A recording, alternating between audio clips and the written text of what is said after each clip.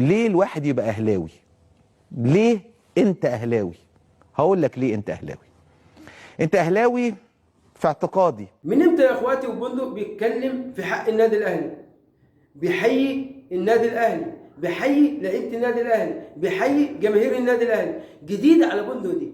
لا، بص يا بندق، اذا كنت بتثبت لعيبه النادي الاهلي بشويه البهارات اللي اتكلمتها دي، لا طبعا، لعيبه النادي الاهلي اكبر من كلامك دون، واكبر من انك تثبتهم عشان تخطف نهائي كاس السوبر الافريقي ونهائي السوبر المصري. لا، الاهلي مستعد تماما لنادي الزمالك المره دي.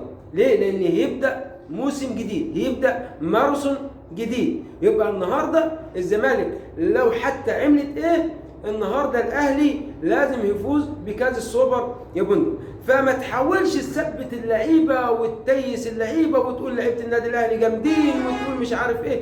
ده انت بتاكد الكلام اللي بيتقال على لعيبه النادي الاهلي، ان الكلام اللي اتقال قبل نهائي السوبر الافريقي والنادي الاهلي كبير والنادي الاهلي مش عارف ايه والنادي الاهلي مش عارف ايه، بتاكدوا ان هو كلام صح. اللعيبه دخلت بعنتريه في الملعب على حساب انها هم اصحاب اليد العليا وانهم هم اللي يفوزوا بالمباراه، ولكن اللعيبه فهمت كده كويس. فانت ما تحاولش تعمل فيلم معاد او تصنع فيلم معاد. الفيلم اللي انت بتتكلمه ده بندق فيلم معاد بالنسبه للنادي الاهلي ولعيبه النادي الاهلي. ما تعمل ايه وما تقول ايه، لا، مفهوم يا بندق انك انت ولائك الاول والاخير للزمالك. فمهما هتقول للعيبه النادي الاهلي حياكم والنهارده رجاله والنهارده مش، ده كله تثبيت للعيبه عشان تنزل المباراه زي مباراه السوبر الافريقي. دول مش هيحصل ومش هتلاقيه المباراه اللي جايه في الامارات. وبعدين انت النهارده بيعملوا انهم هينسحبوا. طيب هو مش في خطأ من لعيبه النادي الزمالك؟ لعيبتك فايزه بالمباراه من بيراميدز بالزور هدف مؤكد، الحكم يلغيه في نهايه المباراه، يلعبوا ضربات ترجيحيه، الزمالك تفوز بالحظ. في النهايه الزمالك فازت على بيراميدز. المفروض اللعيبه تطلع بكل احترام وكل وقار من الملعب، حتى لو سمعت كلام مش حلو، حتى لو سمعت كلام مش كويس، تطلع بكل حياديه انها هي المفروض خلاص خدت المباراه، تجري على اوضه اللبس.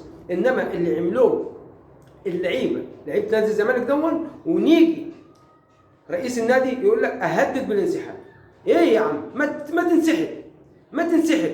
ما انت بيراميدز خلاص خد البساط منك، بيسحب البساط منك سنه سنه.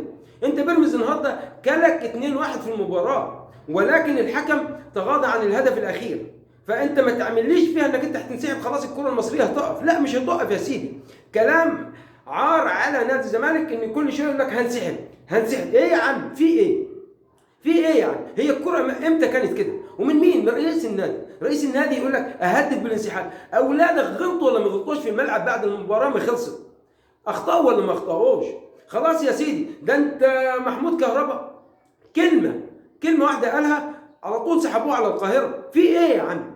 امتى ترتقوا بالنادي بتاعكم زي النادي الاهلي، يبقى زي القلعه الحمراء؟ لا، مفيش.